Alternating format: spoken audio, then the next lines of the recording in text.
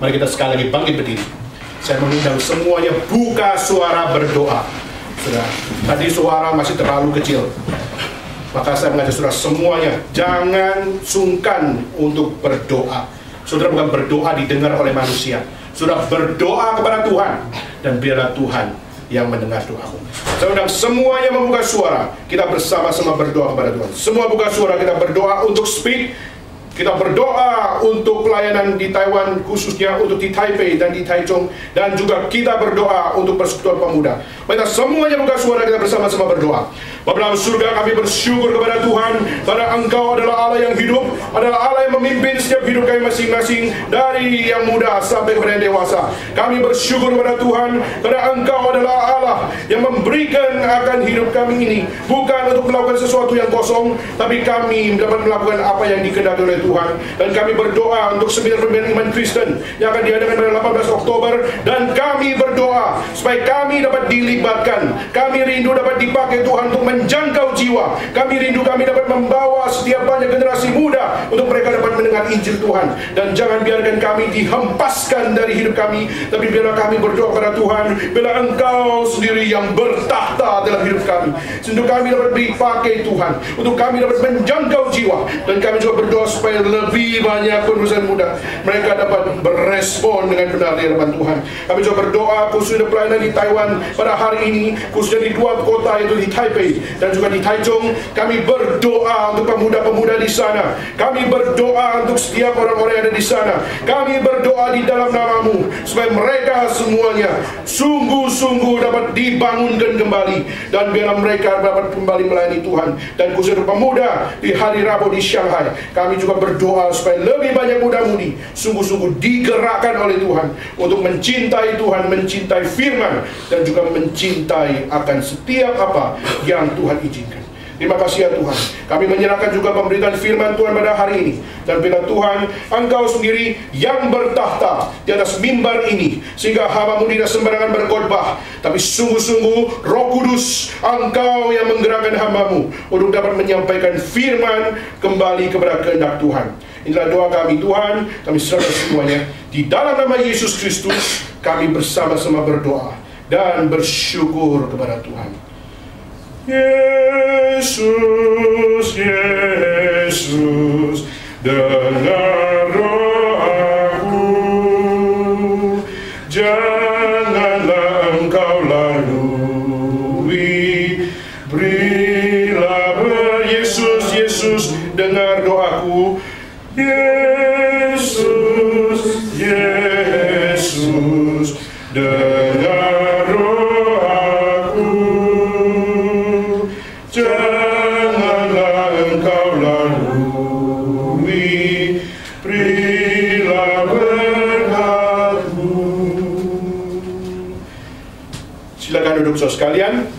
Dan mari kita bersama-sama membuka kitab suci, yaitu kita membuka di dalam Efesus pasal yang kelima. Hari ini kita akan memakai satu tema, yaitu wake up call. Dan saya mengajak saudara untuk bersama-sama di dalam waktu yang singkat ini untuk kita berbicara tentang wake up call. Dan saya mengajak saudara untuk membaca dari ayat 14 sampai ayat yang ke-18 dalam Efesus pasal yang kelima. Sekali lagi, Efesus pasal 5 ayat 14 sampai ayat yang ke-18. Sudah menemukan? Mari kita membaca bersama-sama Efesus pasal 5 ayat 14 sampai ayat yang 18 bersama-sama. Yang tidak bawa Alkitab bisa nebeng ke sebelah kanannya, sebelah kirinya yang membawa Alkitab. Ya. Efesus pasal 5 ayat 14 sampai ayat yang 18. Dan saya mengajak semuanya kita bersama-sama membacakan. 1, 2, 3. Itulah sebabnya dikatakan, bangunlah hai kamu yang tidur, dan bangkitlah dari antara orang mati, dan Kristus akan bercahaya atas kamu. Karena itu, perhatikanlah dengan seksama bagaimana kamu hidup. Janganlah seperti orang bebal, tetapi seperti orang arif. Dan pergunakanlah waktu yang ada, karena hari-hari ini adalah jahat. Sebab itu janganlah kamu bodoh, tetapi usahakanlah supaya kamu mengerti kehendak Tuhan, Dan janganlah kamu mabuk oleh anggur, karena anggur menimbulkan hawa nafsu, tetapi hendaklah kamu penuh dengan roh. Saudara, di saat kita melihat kata wake up call itu sudah sangat dekat dengan kita. Khususnya saya dalam pelayanan. Saya pelayanan tidak bisa lepas dari apa yang namanya alarm clock. Karena saya seringkali di dalam pelayanan saya harus pagi-pagi, morning flight. Setiap kali pagi saya harus bangun. Dan setiap kali tidak sedikit, saya harus jam 5 pagi atau jam 4 pagi. Saya harus bangun untuk mempersiapkan flight jam 7 pagi atau jam 6 pagi. Dan saat itu saya tidak bisa lepas dari apa yang namanya alarm clock. Maka handphone saya harus ada alarm clock. Dan pertanyaannya, saudara juga sama dengan saya, punya alarm clock. Pertanyaannya adalah, ringtone mana yang bisa membangunkan kamu? Harus ada ringtone yang tepat, bukan? Saudara, di Beijing ada satu anak mahasiswa Indonesia di mana dia pakai ringtone apa saja kagak bangun. Dia pakai Nokia, dia pakai BlackBerry, dia pakai akan merek-merek yang lain, semuanya jebol, semuanya tidak ada yang membangunkan dia. Kalaupun bisa membangunkan 6 jam kemudian. Apakah itu saudara? Apakah itu saudara? Saudara, saya tidak separah itu, saudara. Tetapi saya kadang-kadang punya satu hal yang saya lakukan itu, Pak.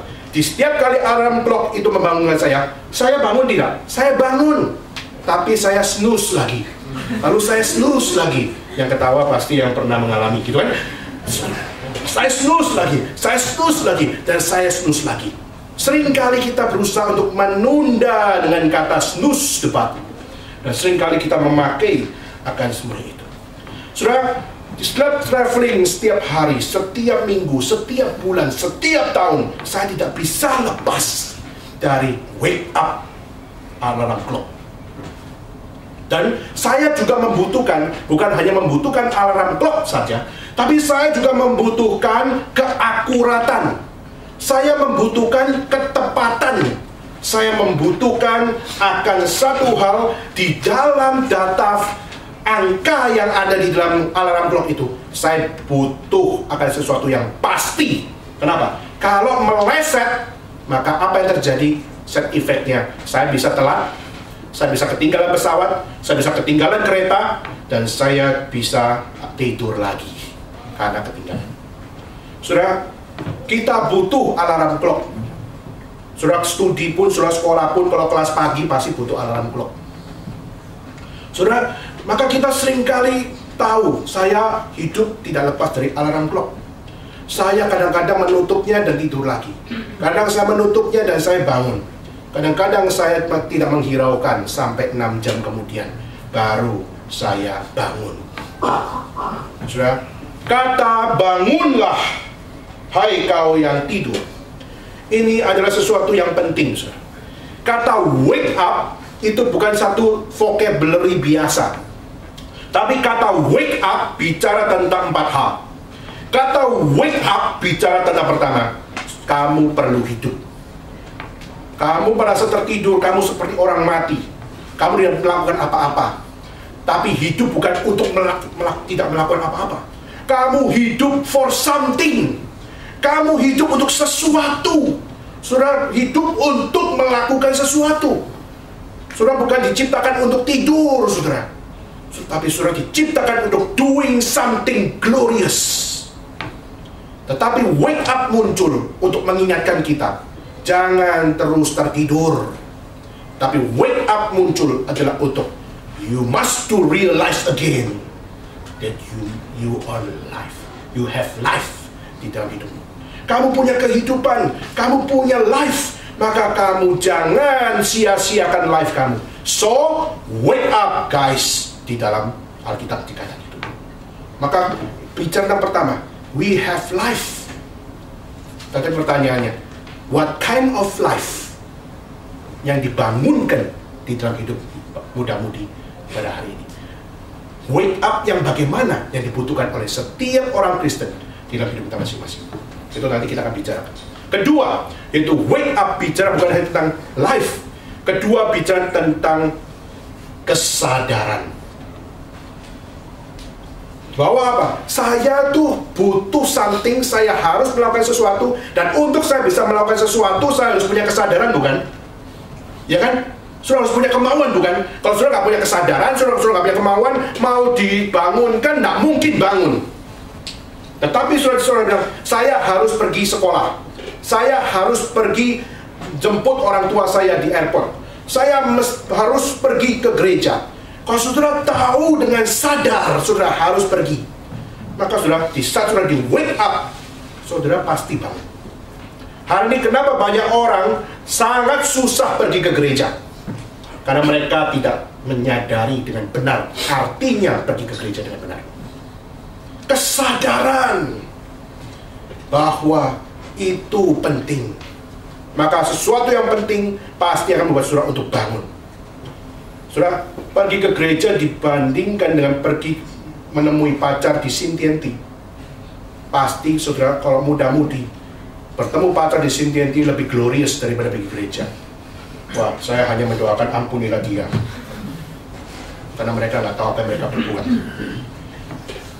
Bangun bicara tentang hidup, bangun bicara tentang sadar. Ketiga, dengan kamu tahu bahwa kamu perlu hidup, dengan kedua kamu perlu sadar, ketiga baru kamu mau bangkit dan apa? Bergerak, saudara.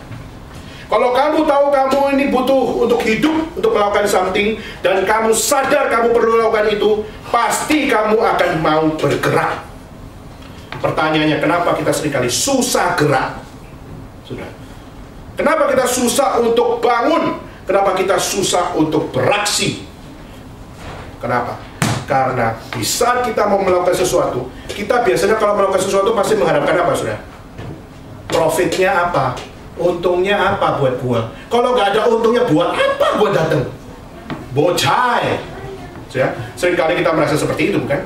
Kita seringkali berusaha untuk menemukan apa yang menguntungkan bagi saya, apa yang tidak menguntungkan buat saya. Kalau nggak untung, buat apa gua datang? Kalau untung, itu yang gua mau. Apakah itu yang kita lakukan? Apa itu yang kita mau gerakkan dengan hidup kita masing-masing? Keuntungan, keuntungan, keuntungan. Hari Rabu saya akan bahas ini, dan saya mengundang pemuda-pemudi untuk bisa hadir untuk belajar sungguh-sungguh arti semuanya ini. Keempat, di saat kita sadar kita hidup, sadar butuh kesadaran. Ketiga, baru beraksi. Keempat, saudara baru melakukan setiap pekerjaan. Maka orang bekerja kadang-kadang juga butuh wake up. Kenapa? Kalau tidak, ia nggak bisa kerja.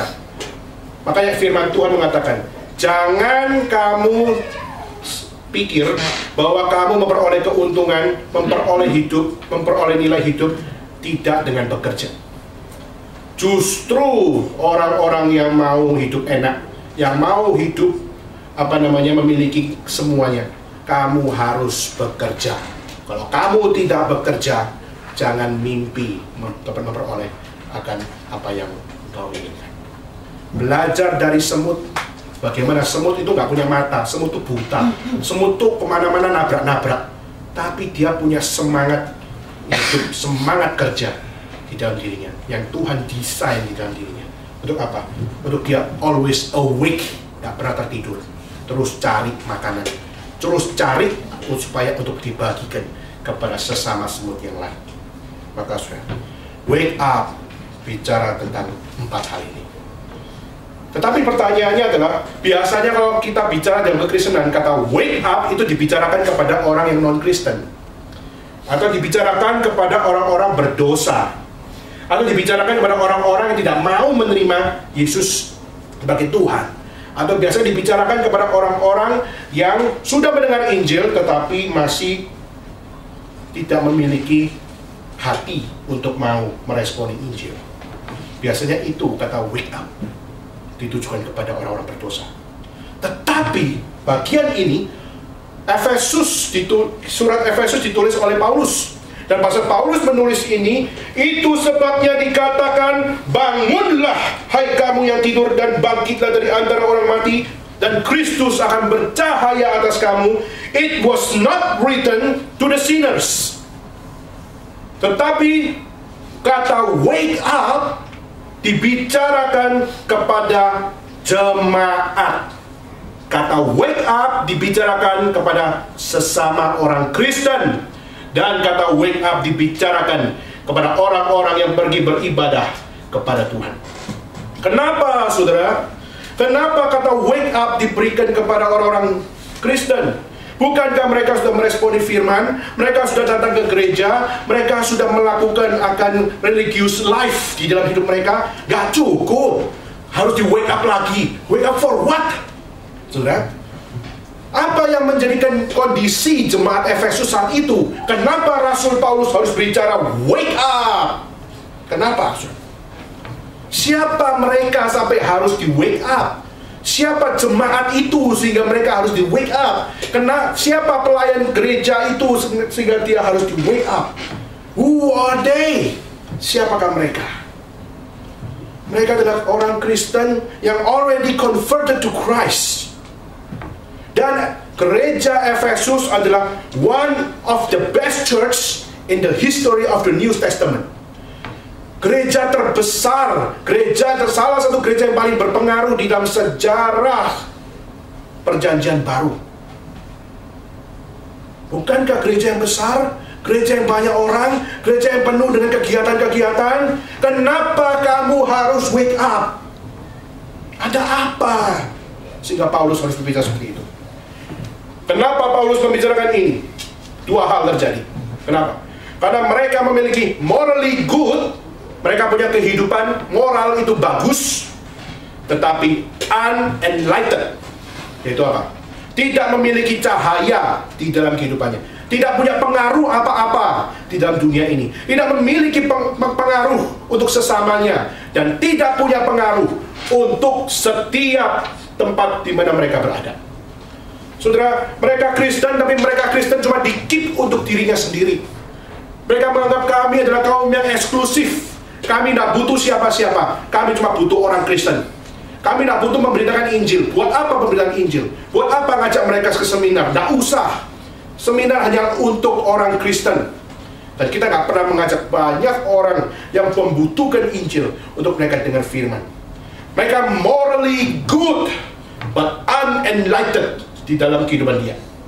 Itu hal yang pertama. Hal yang kedua, mereka memiliki religious life. Mereka orang yang alim, tanda kutip. Mereka memiliki akan kehidupan yang religius. Tapi ada satu hal yang hilang di dalam dirinya. Itu apa? Mereka religius, but unanointed. Itu apa? Tapi tidak ada urapan roh di dalam hidupnya. Tidak ada urapan roh di dalam pekerjaannya sebagai orang Kristen. Dan tidak ada urapan roh sebagai pelayan Tuhan. Tidak ada urapan roh sebagai jemaat Tuhan. Itu yang hilang di dalam gereja hari ini.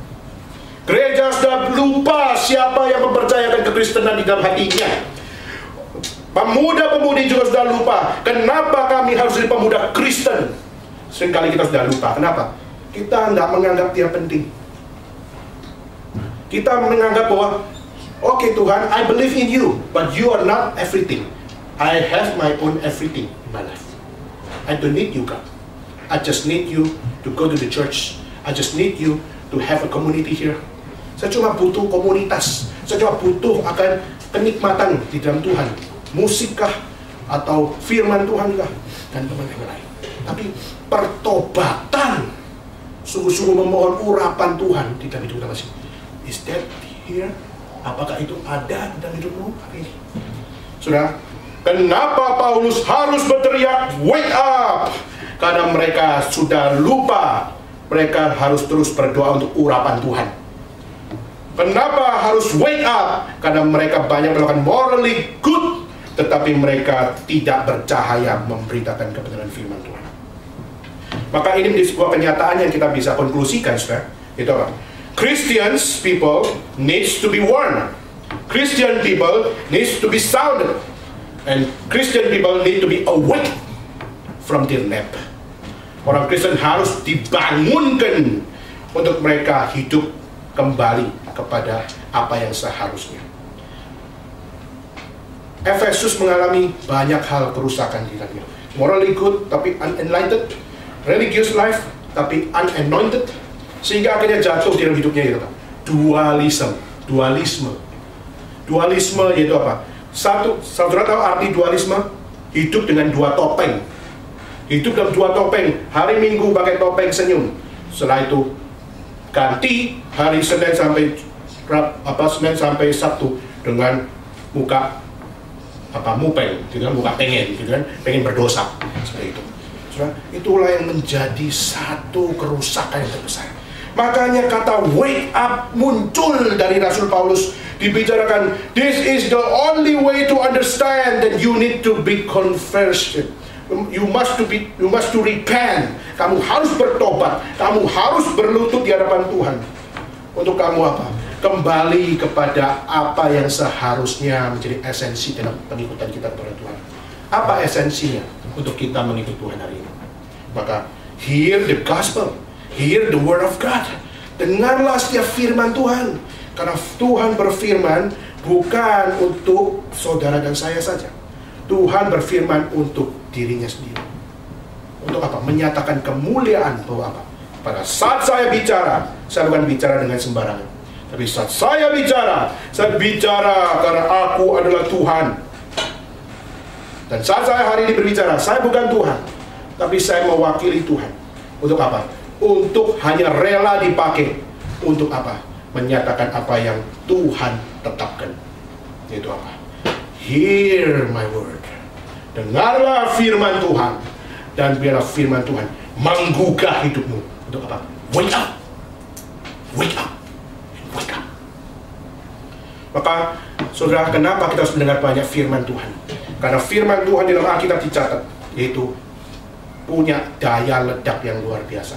Dicatat oleh Paulus di dalam Roma pasal pertama ayat 16. Karena Injil adalah the power of God. Dan kata the power of God itu kalau bisa ditranslate dengan bahasa lebih keren, karena Injil adalah dinamit rohani, ledakan rohani. Di mana di saat Injil sudah didengarkan dan pada saat masuk dalam hati, dia mampu meledakkan dosamu dan menghancurkan engkau melalui air matamu dan menangis dan membuat engkau menyadari you are the sinners, you must to wake up, you must to back to the Lord.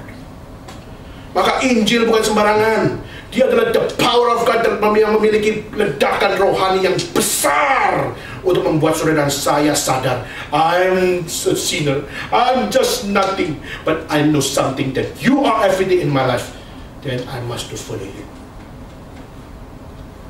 Saudara, inilah yang harus kita sama-sama untuk koreksi dalam hati kita masing-masing. Kenapa Paulus berkata wake up? Kenapa berkata bangkit? Kenapa berkata you need Christ to shine in you? Kenapa Kristus harus perlu bercahaya untuk jemaat di Efesus? Dan saya sudah melihat 4 poin hari ini sebelum kita mengakhiri. Ya, saya baru mulai. 4 poin. Yang pertama yaitu apa di situ? Kita lihat di dalam ayat yang ke-15. Bagaimana Kristus bercahaya dalam hidup kita? Pertama, we must to pay attention carefully. Bahasa Indonesia memakai istilah dengan sangat baik. Itu perhatikanlah dengan seksama, carefully, bagaimana kamu hidup. Kita perlu pay attention. Kata seksama bicara tentang ketepatan, bicara tentang keakuratan, bicara tentang ketelitian, bicara tentang konsistensi. Berarti saudara, orang Kristen tidak bisa sembarangan hidup. Saudara, sembarangan hidup itu bukan hargamu. Tidak ada artinya sembarangan hidup itu. Menjadi orang Kristen harus pay attention carefully about your life. Karena disitulah engkau didesain oleh Tuhan untuk hidup dengan tepat, hidup dengan teliti, hidup dengan konsisten, hidup dengan setiap takaran yang benar di dalam hidup kita masing-masing. Saudara, itu harus menjadi prinsip saudara dan saya. Saudara, gedung ini kalau diukur di dalam meteran yang salah, di dalam matematika yang salah, bisa tidak gedung ini berdiri? Butuh ketepatan bukan? Butuh keakuratan bukan? Butuh konsistensi bukan? Butuh ketelitian bukan? Kalau saudara mau bikin menjadi seorang arsitek, tidak usah belajar matematika. Matematika itu pakai tangan saja. Mau yang jutaan juga susah. Akhirnya gimana? Lalu akhirnya kita mau jadi arsitek, tapi nggak mau belajar untuk tata ruang dan sebagainya. Ketuanya otodidak. Memang ada yang betul-betul otodidak tapi dia mau belajar. Tapi juga yang mau jadi otodidak tapi nggak pernah belajar. Yaitu dua hal yang berbeda, saudara. Banyak hari ini orang bilang, saya mau jadi seperti Robert Kiyosaki dulu. Rich Dad Poor Dad, nggak usah sekolah, nggak usah apa, langsung kaya. Saya mau seperti siapa? Saya mau seperti Bill Gates, saya mau seperti siapa namanya? Seperti Jack Ma, saya mau seperti siapa namanya? Siapa lagi? Lupa saya. Steve Jobs. Dan saya mau berhasil seperti mereka. Pertanyaannya, dia tuh Steve Jobs. Pertanyaannya, siapa dia? Dia tuh Bill Gates. Dia hanyalah dirinya sendiri. Jadi inspirasi buat kita, iya. Tapi dia tetap adalah dia. Pintar ya pintarnya dia, bukan pintarmu. Mau jadi seperti dia, saya hanya kata, rupamu. Sudah harus tahu diri dong. Sudah. Kalau memang kita nggak sanggup berpikir kayak dia, kita harus belajar. Ya kan? Kita banyak sekali hanya mencari kesamaan tapi tidak mau mencari perbedaan. Saya ingin saudara belajar untuk mencari perbedaan. Kalau saudara hanya cari yang sama terus, hiduplah di dalam kesamaan. Tetapi saudara melihat terobosan dimulai bukan dari mencari kesamaan. Terobosan dimulai dari mencari perbedaan. Apa yang unik, apa yang tidak ada, dan kita coba cari. Dan itulah terobosan itu ada. Breakthrough dimulai dari mencari terobosan, dan terobosan itu dicari dari mencari apa yang tidak ada menjadi ada. Out from nothing, baru menjadi sebuah something yang glorious. Saudara, maka butuh ketepatan, butuh ketelitian, butuh konsistensi untuk kita hidup, saudara. Saya ingin tanya, saudara, do you care about your life hari ini? Saudara peduli nggak dengan hidupmu hari ini? Saudara hari ini cuma peduli dengan fisikmu saja kan? Aduh, gua kegendutan nih, akhirnya kita pergi ke gym, ya kan? Aduh, apa namanya, kulit gua nih keriput nih, gua mesti beli yang bisa tarik-tarik itu. Saudara, akhirnya kita melihat, waduh, apa namanya, di sini, apa namanya, baju di Indonesia itu tipis-tipis, sekarang kita mesti cari tapi yang lebih tebal karena autumn is coming to town. Akhirnya apa? Akhirnya kita mulai belanja dan sebagainya. Belanja itu nggak salah, saudara. Tapi kalau sampai addicted, itu menjadi filosofi of life kamu. Maka saudara, apa yang tepat dalam hidupmu hari ini? Apa yang teliti dalam hidupmu hari ini? Apa yang konsisten dalam hidupmu hari ini? Apa yang akurat always saudara cari dalam hidupmu hari ini? Alkitab mencatat, perhatikanlah dengan seksama bagaimana kamu hidup. Ada satu komparasi, gitu apa? Jangan hidup seperti orang bebal, tetapi seperti orang arif. Apa bedanya orang bebal dengan orang arif? Orang arif adalah orang yang takut akan Tuhan dan hidup selalu mengikuti bijaksana Tuhan, mengikuti akan firman Tuhan. Maka dia akan menghidupi hidupnya sesuai dengan apa yang difirmankan oleh Tuhan, dengan godly living. Kenapa? Dimulainya karena segala sesuatu dimulai dengan God first. Tuhan dulu bicara apa, maka saya ikut. Maka orang yang ikut sebagai orang arif tidak akan hidup di dalam kehidupan yang relatif. Maksudnya apa? Tidak akan sembarangan hidup. Dia akan tahu yang harus gua hidupi adalah hidupnya bagaimana. Dan orang yang mengikuti Tuhan, dia pasti akan tahu to God first. Maka prinsip Tuhan dulu dijalankan, maka apa? Pasti aku dapat memperoleh berkatnya. Maka aku harus cari berkatnya melalui apa? Mempelajari firman Tuhan. Maka harus belajar doktrin, harus belajar pengajaran, harus belajar tentang apa yang menjadi iman kekristenan dengan lebih lagi dan lebih lagi. Kalau tidak, saudara akan kelihatannya orang Kristen tapi saudara nggak beda dengan orang lain. Itu apa? Cuma bedanya, saudara pergi ke kuil sama pergi ke gereja sama saja. Bedanya cuma ada tanda salibnya di sini. Padahal apa? So different. Kenapa? Karena agape love dibuktikan dari Allah sendiri yang turun ke dalam dunia, mati menebus dosamu dan dosaku, dan memberikan new life kepada kita masing-masing. Orang bebal tidak peduli dengan Tuhan. God is nothing. Kalau orang Kristen, God first. Kalau orang bebal berkata, no God. Tidak ada Tuhan. Gua saja yang jadi Tuhan. Dan gua menjadi Tuhan, aku yang menentukan segala sesuatu. Hari ini, gak usah ke gereja. Hari ini, pergi kemana? Pergi ke depan saja. Gak usah ke gereja. Kemana? Lebih baik ke Nancing Tonglu. Pagi nggak ada apa-apa. Sudah. Lalu orang berkata apa? Gak usah ke gereja. Ngapain? Kita pergi ke luar kota. Kau langsung pergi Hangzhou atau pergi ke kota-kota yang lain yang dekat dari sini. Sudah. Gereja ini peduli dengan kerohanianmu. Kenapa perlu ada firman Tuhan? Kenapa perlu ada seminar? Kenapa perlu ada persekutuan? Karena gereja ini belajar untuk peduli. Karena gereja ini adalah gereja reform injili, gereja yang berakar di dalam pengajaran, dan gereja yang bertumbuh dan mengajak saudara dan saya untuk berbuah di dalam firman dan melakukan firman. Dan gereja ini bukan sempurna. Gereja ini sedang belajar. Belajar untuk apa? Belajar untuk peduli dengan kerohanianmu. Saya dulu adalah seorang mahasiswa yang juga seperti saudara. Saya dulu belajar bahasa Mandarin selama 2 tahun setengah. Saya bukan belajar di China, saya belajar di Taiwan. Di tahun 97 saya belajar di situ. Dan saat saya mau pulang tahun 98 kerusuhan terjadi. Dan saat itu saya tidak tahu kenapa harus ada momen kerusuhan. Tapi di situ dari momen saya berubah. Bukan berubah seperti Power Ranger gitu ya. Bukan. Tapi justru saya berubah mindset saya. Bahwa saya hidup bukan untuk diri saya sendiri. Saya baru tahu bahwa hidup untuk Tuhan more glorious untuk saya kerjakan dalam hidup saya masing-masing. Saudara, apakah saudara peduli dengan kerohanianmu hari ini? Atau saudara hanya peduli dengan setiap make upmu dan hanya peduli dengan brand-brand bajumu, tasmu, dan sebagainya, yang asli maupun palsu?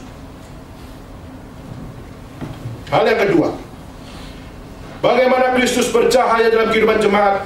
Yang pertama, mari kita pay attention first terhadap firman Tuhan. Kedua, sebab itu pergunakanlah waktu yang ada, karena hari-hari ini adalah jahat. Kedua, kita diajak untuk pay attention about your time. Sudah, bagaimana kita hari ini memakai waktu kita masing-masing? Alkitab mencatat, waktu ini adalah waktu yang jahat, evil. Kenapa? Karena banyak waktu di mana orang akhirnya banyak berdosa. Banyak orang memakai waktunya untuk melakukan dosa. Dan banyak orang memakai waktunya untuk apa? Untuk bersenang-senang di dalam dosa. Kata waktu bisa dibicarakan dalam 2 istilah. Pertama yaitu kairos.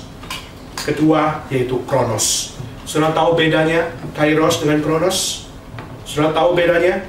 Kairos bicara tentang momentum.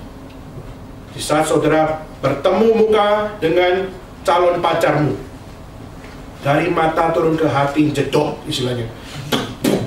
I love her. Momentum. Lalu ketemu dengan dia, say something. Nembak, waktu tembak dia. Momentum. Waktu nikah dengan dia, memasukkan akan cincin, lalu berjanji dengan Tuhan, saling memandang. Momentum. Lalu akhirnya salah satunya berada di satu VIP kotak, VIP box, masuk dalam tanah.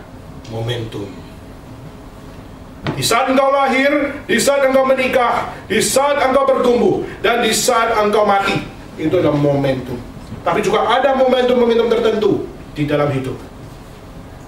Yaitu apa? Di saat kamu dan saya, engkau dan saya, kita bertobat di hadapan Tuhan. Kalau kairos bicara tentang generally time, yang tidak terlalu penting, istilahnya apa? Saudara pernah nggak baca buku diceritakan semua waktu yang dibicarakan? Saudara lihat film, ada nggak yang dibicarakan tentang apa yang seharusnya dilakukan tempat-tempat yang lain? Misalnya apa? Saudara pernah nggak lihat film selalu ada adegannya itu masuk ke WC, buang air kecil atau buang air besar? Tidak pernah ada. Kalaupun ada, itu ada ceritanya di situ. Tapi sudah, kalau sudah baca novel Harry Potter, lalu akhirnya Harry Potter pergi ke toilet, lalu chapter kedua ke toilet lagi, lu kan bosen. Generic time itu. Tapi sudah di saat sudah baca, akhirnya wah, menegangkan. Aduh, so sweet, romantis banget. Itu apa? Momentum. Dan saudara, redeeming your time, itu bahasa Inggris lebih tepat. Kalau di dalam bahasa Inggris cuma pergunakanlah waktu. Tapi kata bahasa Inggris pakai redeeming. Kata redeeming bicara tentang apa? Tebuslah waktu. Kata tebuslah waktumu karena hari-hari ini adalah hari yang jahat, maka kamu harus menebus dengan apa? Melakukan kebenaran. Kenapa kata-kata ini diberikan kepada jemaat di Efesus? Karena jemaat Efesus sudah pergi ke gereja, sudah pergi ke persekutuan, tapi mereka memiliki satu hal, yaitu mereka mengalami satu penganiayaan. Mereka mengalami penganiayaan, yaitu apa? Jemaat Efesus mengalami penganiayaan dari Romawi. Mereka dikejar-kejar. Mereka dikejar-kejar sampai mati. Saudara, hari ini saudara pernah nggak dikejar-kejar sama polisi karena kamu Kristen? Belum kan? Saya pernah 2 kali. Dikejar-kejar oleh Romawi. Dan jemaat Efesus waktu itu apa? Mereka takut. Mereka mengeluarkan waktunya untuk apa? Untuk mencari cara supaya saya keluar dari penganiayaan ini. Lalu mereka bergumul untuk apa? Kalau bisa aku mundur aja dari iman Kristen. Paulus berkata, no. Redeeming your time. Itu apa? Tetaplah engkau bercahaya sebagai pengikut Tuhan. Jadilah berkat untuk bersinar buat orang lain. Jadilah berkat supaya orang-orang tahu kamu bukan orang sembarangan. Kamu adalah orang yang special. Because you are His masterpiece of God. Di Irak, di dalam satu tayangan di YouTube, saya nggak tahu sudah pernah lihat tidak, ada 9 orang dijejer di depan, disuruh berlutut, lalu di belakang itu mereka bawa pistol, lalu mereka bicara pada video. Inilah akibatnya kalau kamu menjadi orang yang tidak kembali kepada Allah yang Esa. Lalu akhirnya dia pegang, lalu dia tembakin, bang. Dia tembakin sampai ke 9 orang.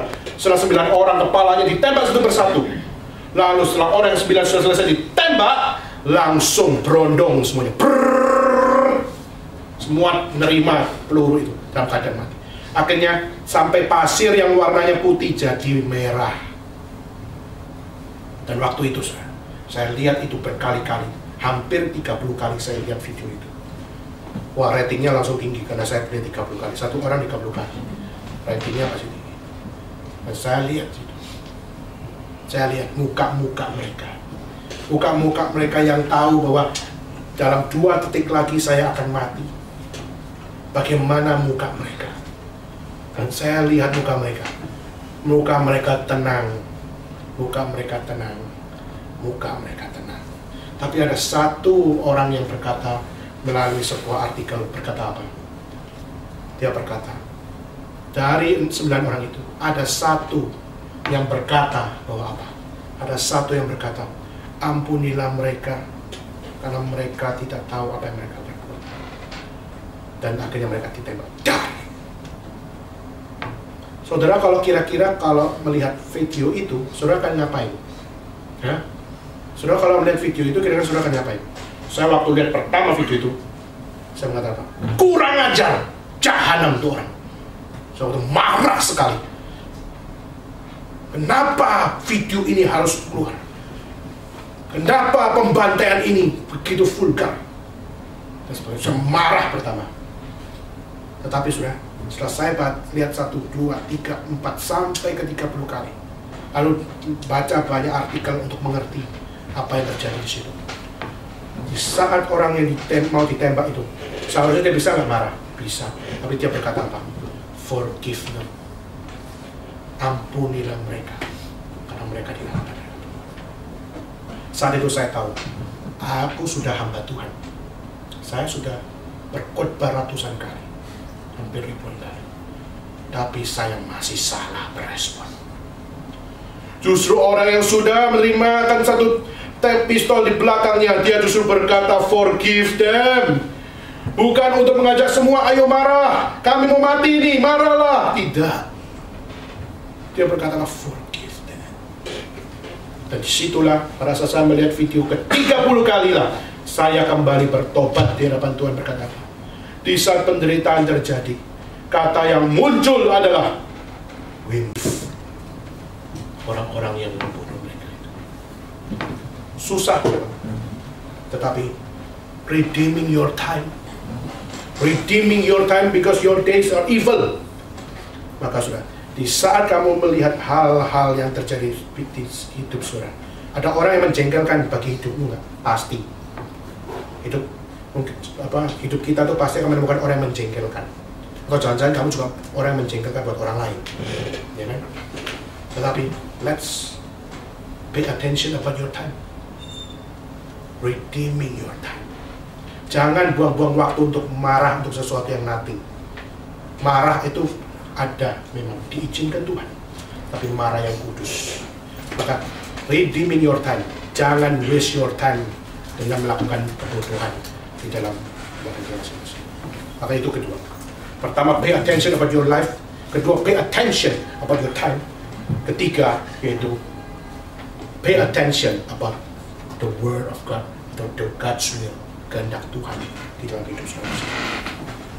Saudara, kenapa muncul kata jangan bodoh, tetapi usahakanlah supaya kamu mengerti kehendak Tuhan? Pertanyaannya, bagaimana saya bisa tahu kehendak Tuhan? Maka berusahalah. Pertamanya, berusaha untuk apa? Berusaha untuk jangan bodoh. Gimana supaya saya tidak bodoh? Maka sudah harus rajin. Saya harus rajin. Apa yang harus saya rajini?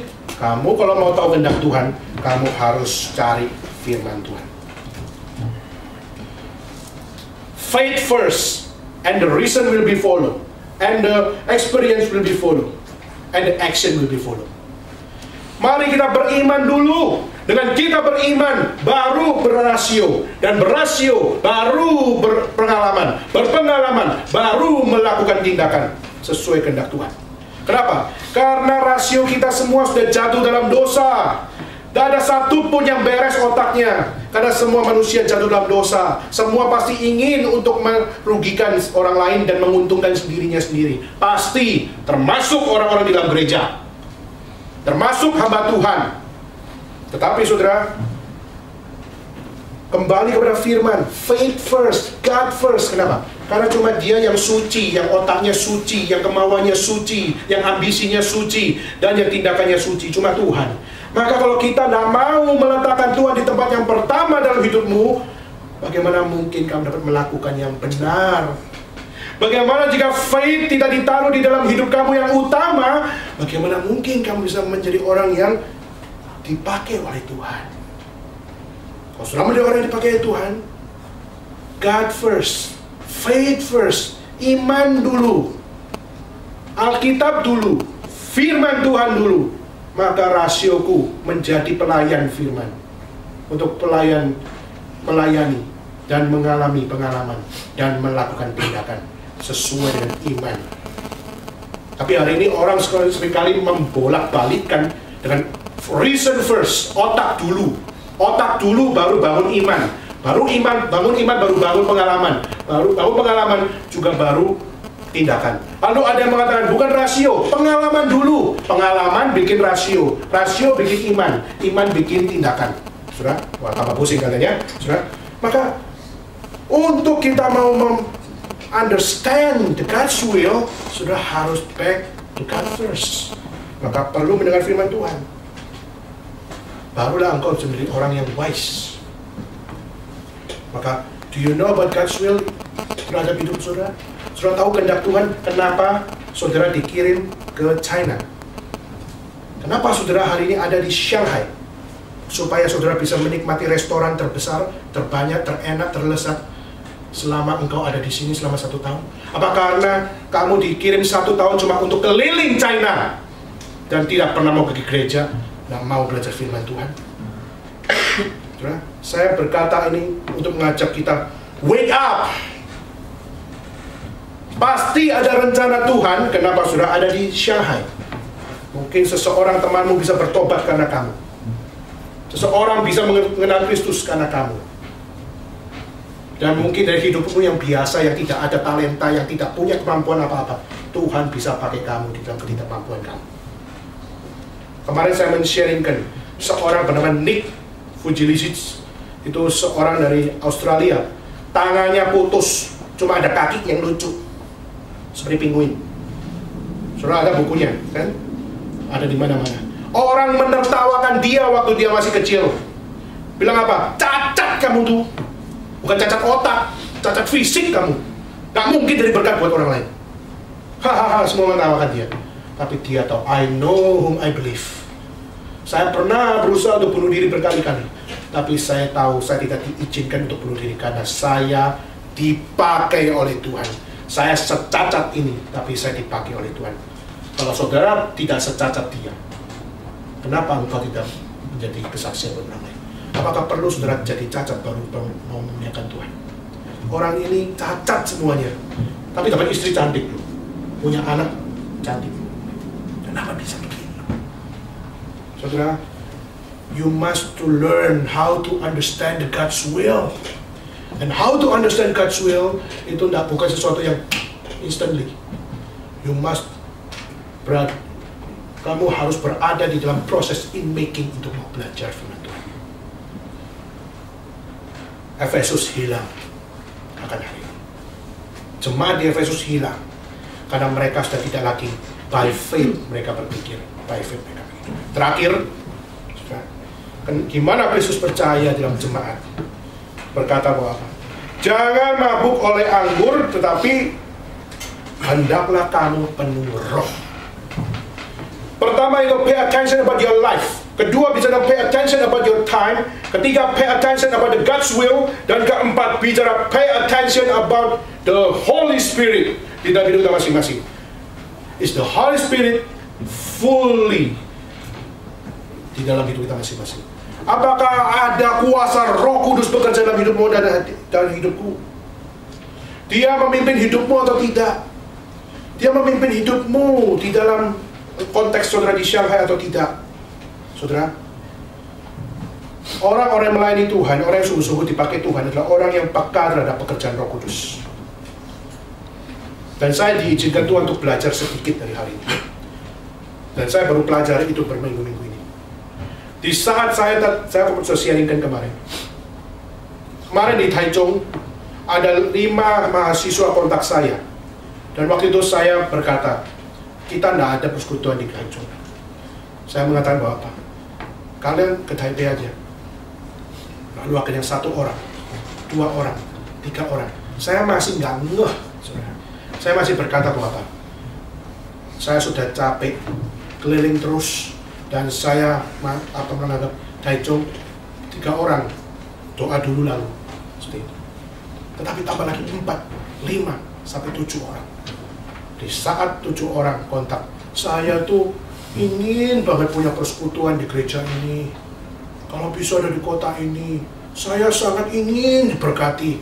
Saya waktu dengar kata-kata itu, saya langsung merasa ini orang betul-betul menginginkan.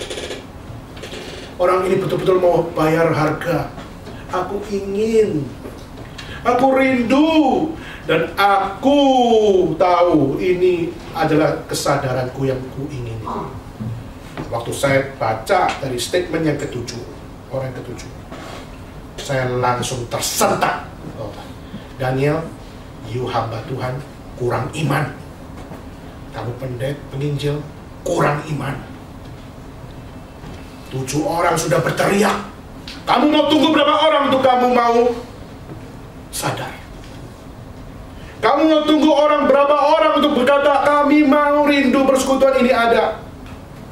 Kamu mau kumpulkan berapa mahasiswa lagi baru berkata buka? Waktu itu saya tersentak dengan hati saya dan mengatakan bahwa Tuhan ampuni saya. I just have my small faith.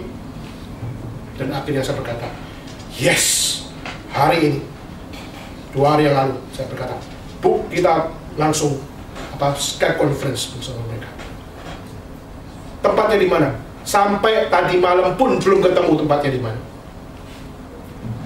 Mereka cuma tahu, kita pokoknya kumpul. Tempatnya di mana? Nggak pikirin. Sampai terakhir bilang, di taman juga nggak apa-apa. Ah, di taman, kebaktian di taman. Sudah, kalau di China bahaya itu. Kenapa? Ditangkap satpam, satpammu langsung laporin polisi, bisa bahaya. Di Taiwan memang nggak bebas, tapi mereka nggak peduli tempatnya di mana. Yang penting bersekutu bersama dengan saudara seiman kepada Tuhan. Dan akhirnya saya bilang, 7 orang ini bukan karena dirinya sendiri kontak saya. Akhirnya saya percaya satu hal, mereka dikirim oleh Tuhan untuk mengingatkan seorang hamba Tuhan yang punya pengalaman berkhotbah, punya pengalaman melayani bertahun-tahun, tapi masih punya small faith di dalam hatinya. Dan akhirnya saya tahu, I must to repent. Aku harus bertobat. Dan aku harus berkata, Tuhan, saya tidak berani kurang iman lagi. Saya mau belajar beriman kepada Tuhan. Dan akhirnya saya mengatakan, tadi pagi, ada tempat tidak? Ada ruangan kecil. Tidak apa-apa, jalan. Maka doakan malam ini. Malam ini adalah peperangan rohani. Untuk kita mulai sebuah terobosan baru. Untuk kita mulai dari nol. Memulai kembali persekutuan kita hidup. Amin. Biar pimpinan Tuhan semakin jelas. Pimpinan Tuhan membuat kita semakin peka. Dan jadilah orang Kristen yang seperti ini. Saudara, jangan engkau kecil hati di saat kamu merasa belum jelas pimpinan Tuhan. Saya pun masih bergumul dalam hal ini. Jangan, oh pendeta pasti lebih peka pimpinan Tuhan. Belum tentu. Jangan-jangan kamu adalah seperti 7 mahasiswa yang kontak saya. Mereka lebih penuh, full of spirit daripada saya. Inilah kenapa gereja harus wake up. Generasi muda harus wake up. Dan setiap saudara dan saya yang hari ini diizinkan di Shanghai, we must to wake up together. Maukah saudara? Wake up together. To serve the Lord, the one and only God. Hanya untuk kemuliaan nama Tuhan. Maukah saudara? Saudara bukan jawab saya. Saudara menjawab Tuhan yang berfirman pada hari ini. Mari kita bagi berdiri. Salibnya, selamanya mulia, dosaku disucikan oleh darah Yesus. Sekali lagi. Salibnya, selamanya mulia. Dosaku dihapuskan. Dosaku dihapuskan oleh darah Yesus. Dengan tetap berdoa, dengan sikap berdoa.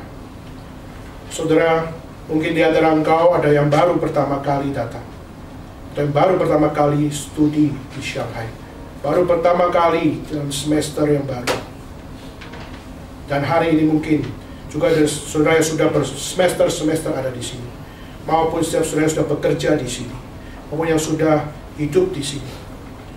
Dan saya mengajak saudara untuk melihat firman Tuhan berkata, masih ada waktu untuk wake up. Masih ada waktu untuk mengajak engkau untuk bangkit. Dan masih ada waktu untuk mengajak engkau untuk melihat cahaya kemuliaan Tuhan bekerja dalam hidupmu.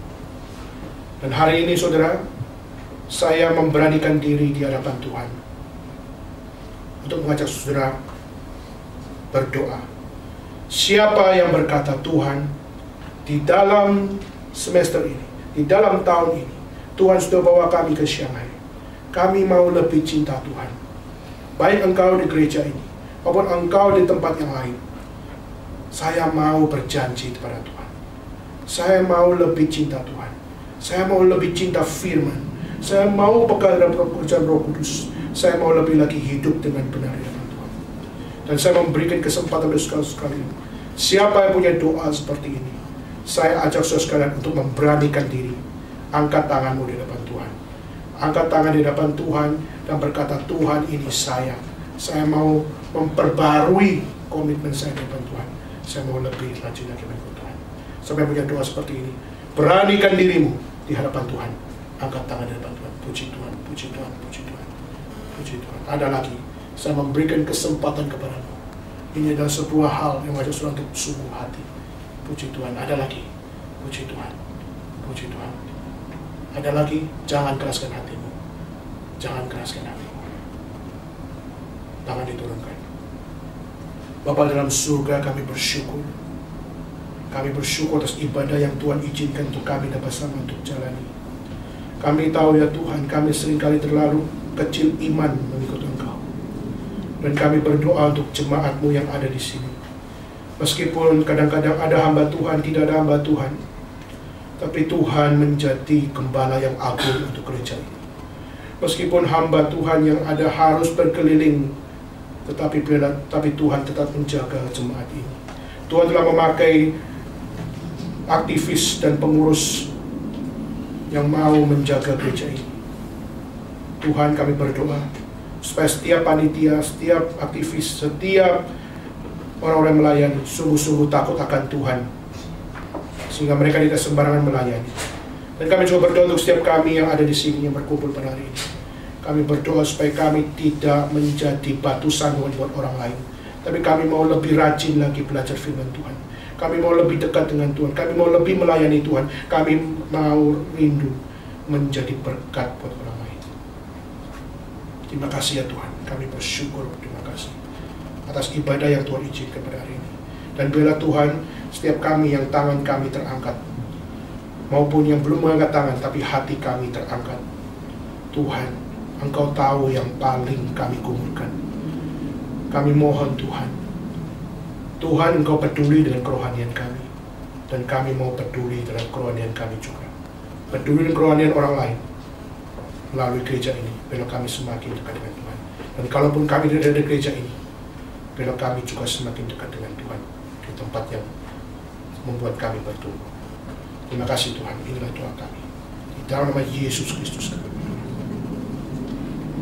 Aku percaya kepada Allah, Bapa yang Maha Kuasa, Khalik langit dan bumi, dan kepada Yesus Kristus Anak yang tunggal, Tuhan kita, yang dikandung dari Roh Kudus, lahir dari anak darah Maria, yang menderita sengsara di bawah pemerintahan Pontius Pilatus, disalibkan, mati dan dikuburkan, turun dalam kerajaan maut, dan pada hari yang ketiga, dan berbangkit pula dari orang mati, naik ke surga, duduk kanan Allah, Bapa yang Maha Kuasa. Dan dari sana Ia akan datang untuk menghakimi orang yang hidup dan yang mati. Aku percaya pada Roh Kudus, gereja yang kudus dan am, persekutuan Orang Kudus, pengampunan dosa, kebangkitan tubuh, dan hidup yang kekal. Amin. Silakan.